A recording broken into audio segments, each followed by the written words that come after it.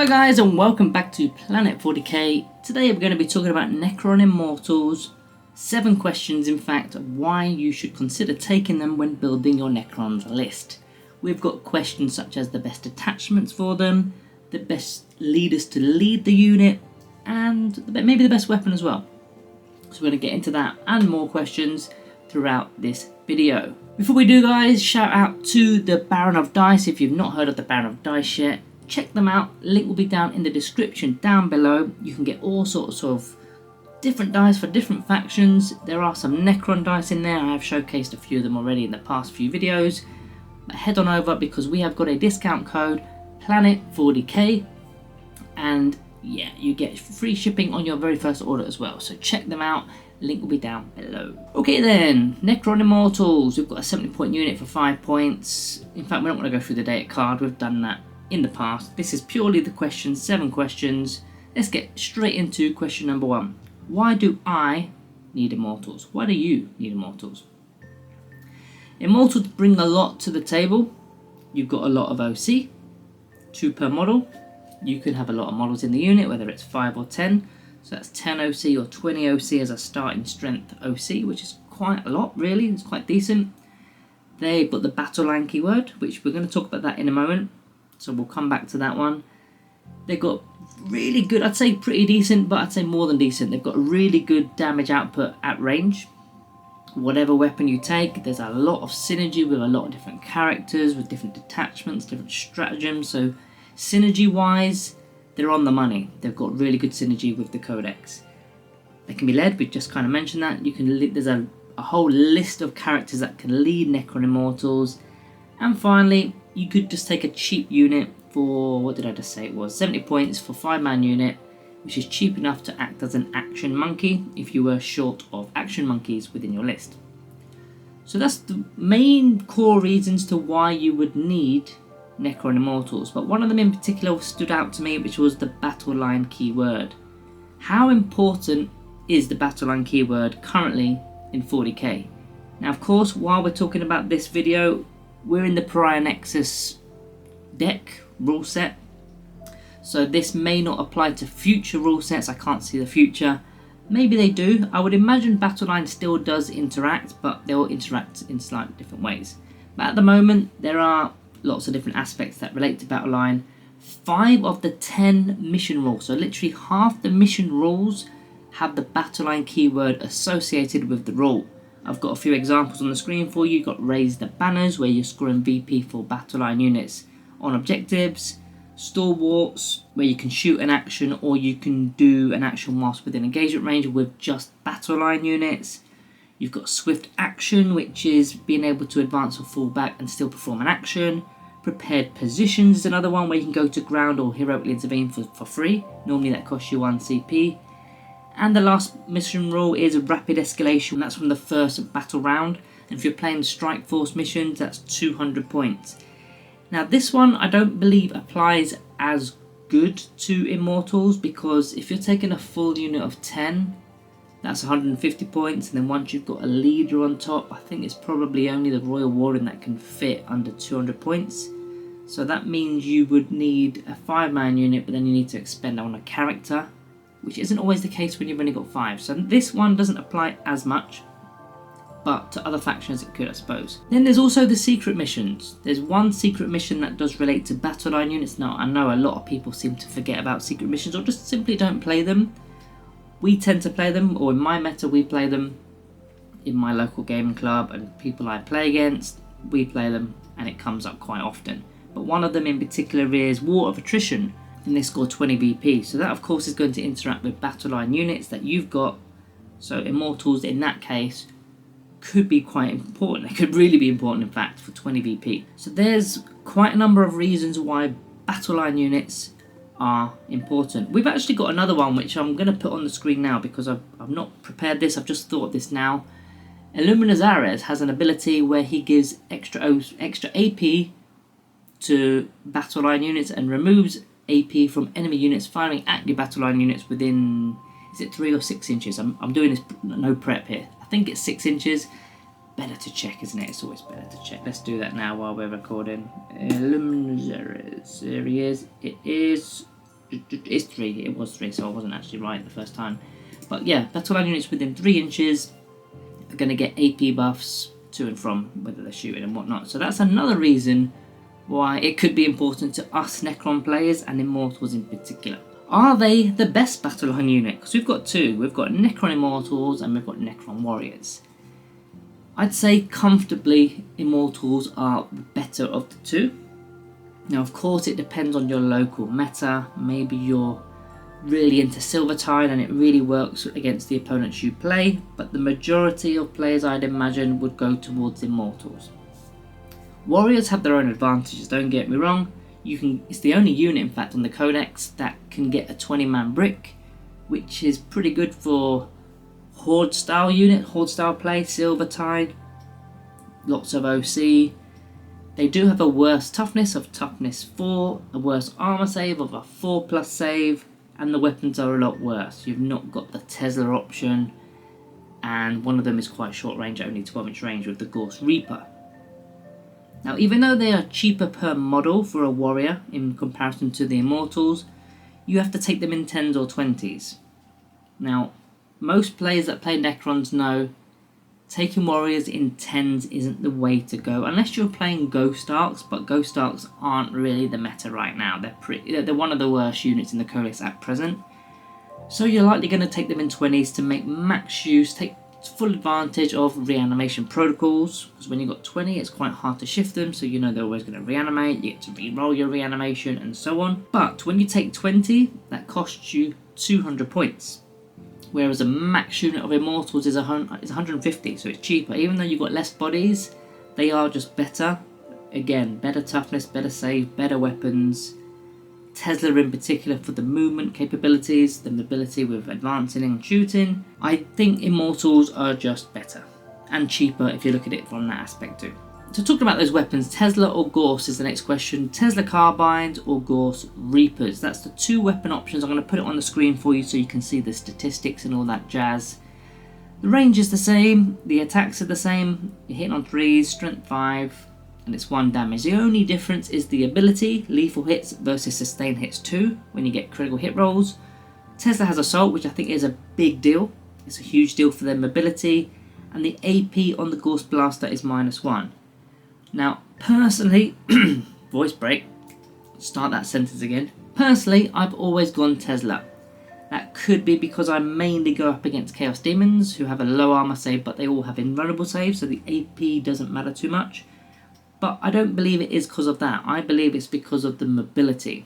When you've got the Tesla Carbine, you've got Assault, which means you can advance and still fire as normal. So you're going to get a lot of extra movement from that. Yes, you lose on AP, but with the amount of cover saves, virtually every unit is now in cover nowadays with the 10th edition rules. So the AP always gets knocked down. It always gets knocked down anyway, so I don't need it.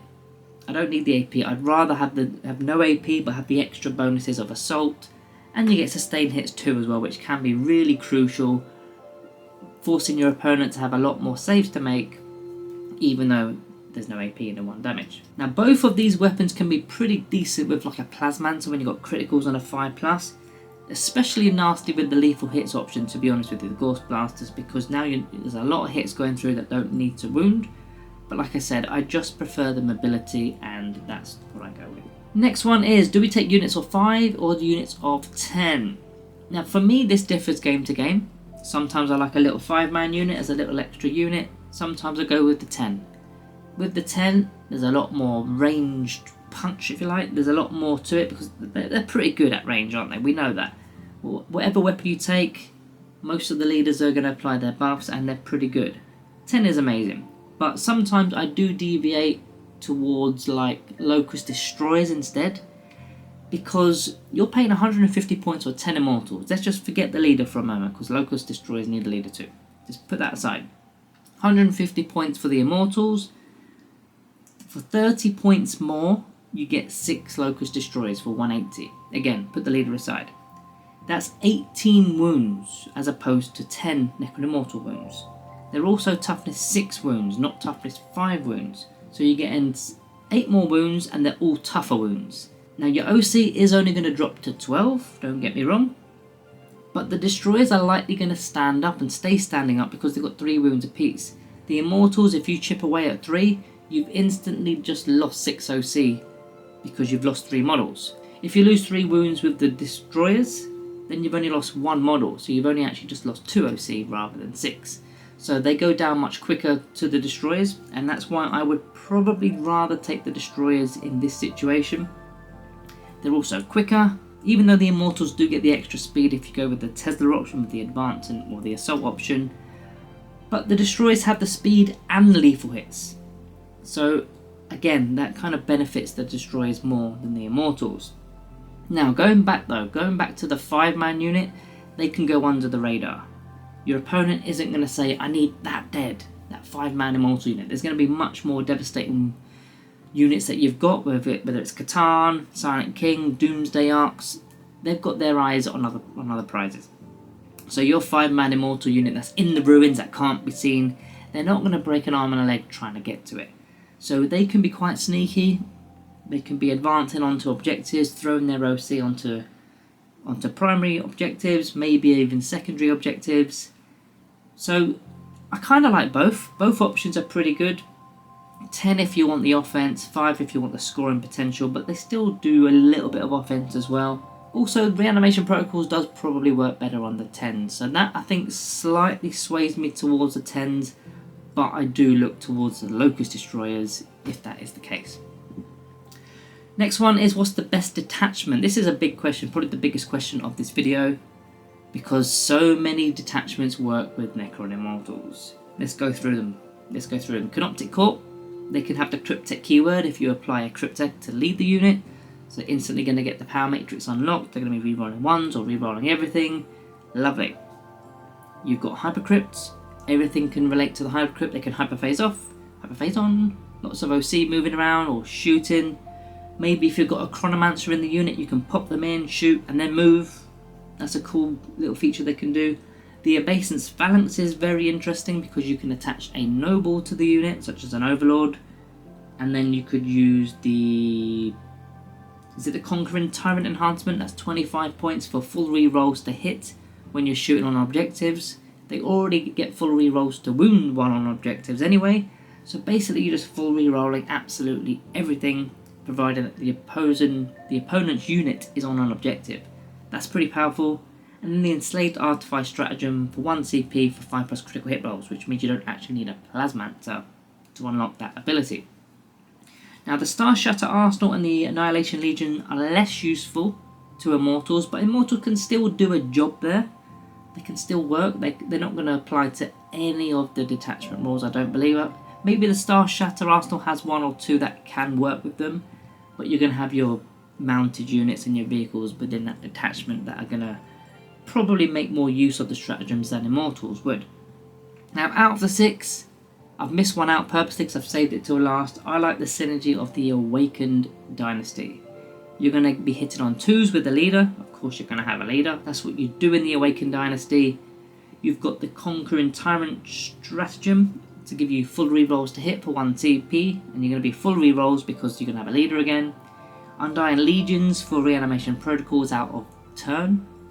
You've got Vengeful Stars to shoot out of turn as well. Sunstorm for assault. If you've not got your Tesla carbines on, you've gone with the Ghost Blasters, you can still have assault with the protocol of Sunstorm. I like the Awakened Dynasty most for Immortals, but like I said, they work with the Canoptic Court really well. Hypercrypt Legion, the basic. They work with so many different detachments and they're very multifunctional. So a very good unit all round, but for me, I'm going Awakened Dynasty. Next one is, what's the best leaders for Immortals? I've got a whole list of leaders for you. How many is that? 1, 2, 3, 4, 5, 6, 7, 8, 9. I think that was 10. I might have miscounted, but 10 leaders that can lead Immortals. And of course, we can actually take 2 leaders if you've got a Cryptek, as well as one of the other leaders like Nobles and Wardens and stuff. So there's a lot of buffs that you can apply to Immortals.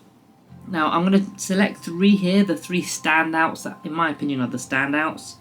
You may have a different opinion on what the standouts are. If you do, let me know down in the comments down below. The first one is a Chronomancer. In fact, let's get it on the screen. Chronomancer, Overlord with a Translocation Shroud, and Plasmancer. They're the 3 that stand out to me personally. There are arguments for Imitech potentially, but all the others are think don't need to go with Immortals. So let's talk about those 3 standouts then. Why does a Chronomancer stand out?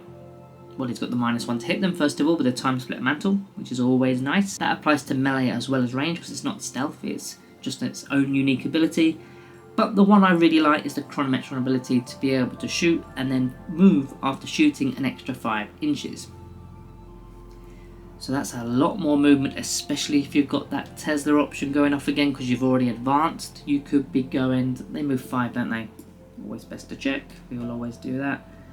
So if you're moving 5, then you've advanced maybe 6, that's a maximum then, that's 11 inches, and then you're going to have another 5 inches on top of that. So that's 16 inches of movement while still firing, which I think is incredible really. So that's the reason why a Chronomancer stands out. You've got the Translocation Shrouded Overlord. He's got loads of different stuff here, Resurrection Orb as you know. Mine will be done for a free stratagem use, or reduction of, it used to be free didn't it? It's a -1 TP now. But most of them are 1, so it tends to be free.